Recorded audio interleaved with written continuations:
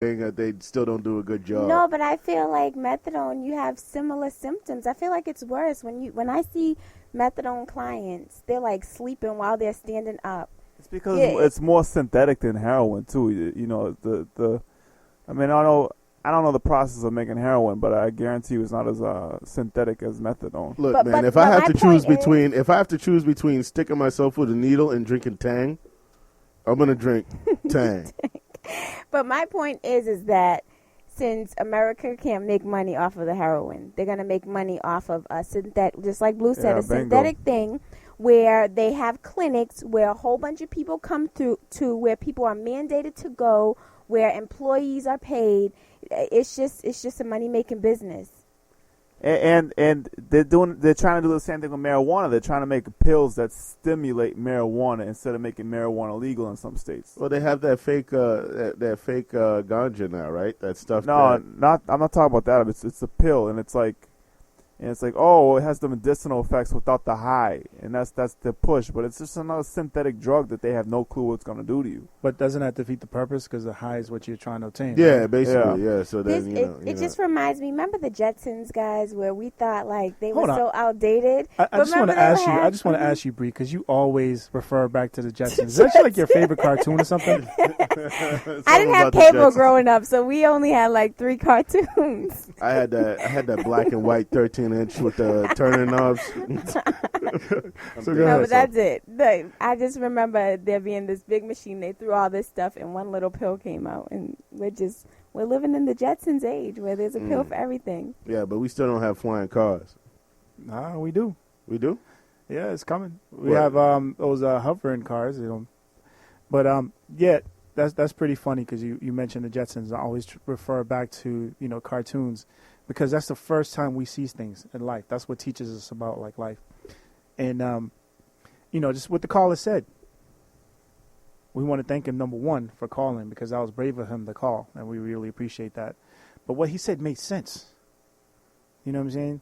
I don't remember exactly what he said, but it made sense. No, but he was like, he was People linking, would have safe places to do the drugs, and and then he was also linking like, the drug war to the military-industrial complex, which we alluded to earlier in the beginning of the show with the Dwight Eisenhower Yes. farewell speech.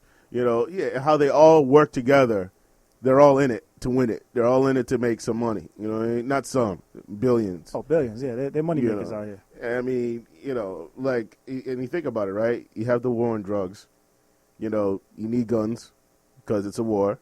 And then both sides need them. So the company benefits both ways. So the company sells to the government. The company sells to the guys that are against the government. Gun sales go up.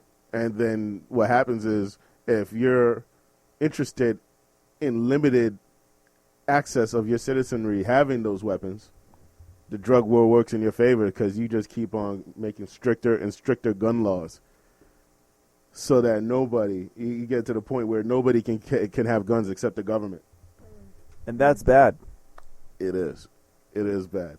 It is. And, I mean, hate to use the extreme reference, but before they shoved the Jewish people into concentration camps, they took away their guns. They took away their right to guns. And they put fluoride in the water. Something about that fluoride. Yeah, it dociles you. That's That's it, because I thought we had fluoride in our water right now. Yeah, And exactly. toothpaste and, For real. Tap water. yeah. For real, Blue. You teaching Yeah. me something? Yeah, man. Hey, it's that it's synthetic So it stuff. keps your teeth clean, but what else does it do? What else does the fluoride do? It Because makes we you talked docile. about this. It's poisonous for your brain. And then when you're docile, you're not gonna. When things get pulled on you, you're gonna react less. Dang. Get out of here. I've been drinking a lot of distilled water.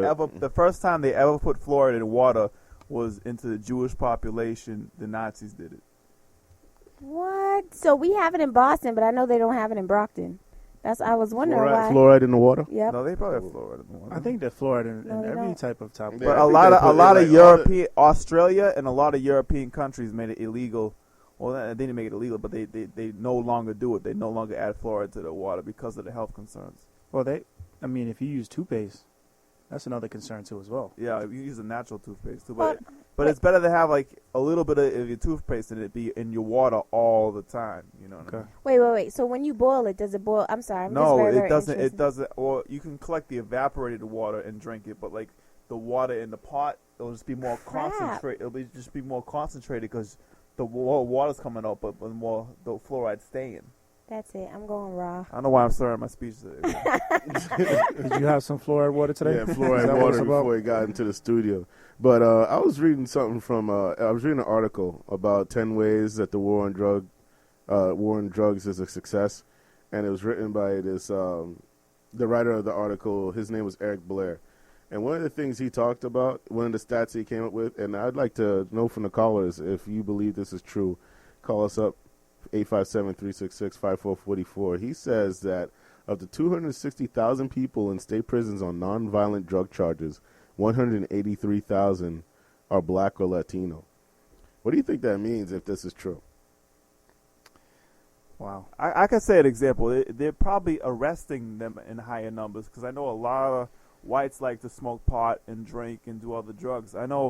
I heard a story of the town. A lot of everybody likes to do that. Yeah, so, exactly. It's not just blacks are the ones doing it. So it's like, so I heard a story of some people who I grew up with. They were driving around in the car smoking and drinking, and the local police pulled them over and just told them to go home, and they kind of even laughed about it, like it wasn't a big deal to them. Now, so you understand that whites really aren't getting arrested at a high number. It also makes me think of what I was talking about before with just the pharmacists. I mean, they create the drugs, but do you think they're taking them themselves? So it just reminds me of the whole drug business. I mean, the people who are the masterminds or the sellers, I don't think that they're using it themselves. Isn't there a rule? One of those rules: don't get high off your own supply. Yeah, I was gonna say So- one of the biggest drug. One of my idols. No, so I'm joking. He always said, "Never get high off your own supply." You know, and it's crazy because it's Who's true. this? That's Biggie. Oh, Biggie. Yeah, no, Because he's Jamaican. has he's nothing Jamaican. has nothing to do with his ethnicity. Yeah, all right. It has tell to me do- your top three favorite rappers, Listen, real quick. it real doesn't quick. matter. It doesn't No, Jamaican? Biggie, No, Karis, Jamaican, no. one. Jamaican. Jamaican. They're all Okay. storytellers, man. They're all storytellers. Anyway, I like storytellers. all right, go ahead. Don't get But- high off your own supply. Yeah, don't get high off your own supply. So it makes sense. If you're a business, like, you know, you don't, one of the terminologies people use, you don't crap where you eat if you're dealing with business. It just makes sense from a business aspect. You know, you don't play around with your money. You don't play around with your business. So why would you want to partake in your supply? Because if it fails, you can't go out there and make another one. You know what I mean? Yeah. You know what I'm saying? Mhm. If you're cutting the coke down, and I'm not doing this from experienced people out there listening to us. I'm just, you know, I'm an advocate of TV and gangster movies. Public announcement, revelations. So if you're sitting and you're cutting it down to the lowest form, and you add in, you know, different things, you can possibly get sick. Why would you want to take that risk? So you definitely don't want to test your own product. Yeah. Mm. Well, you know, I talked earlier about how you can, control gun laws and or manipulate feelings on drug laws by doing certain things. A good example is from this current administration, the Fast and Furious situation, where they were selling guns to cartels in Mexico, and they were doing this in hopes to push for tighter gun regulations. But they were doing it on a creep instead of being out and out about it, because everyone knows that Democrats have this reputation for doing that. They tried to do this through the slide, but it got agents killed, so that's sad. But we're gonna talk some more about this, and we're gonna be going into some other things, the consequences, the winners and the losers of both these wars, and we'll be back. Minority Men Show. Hit us up 857-366-5444.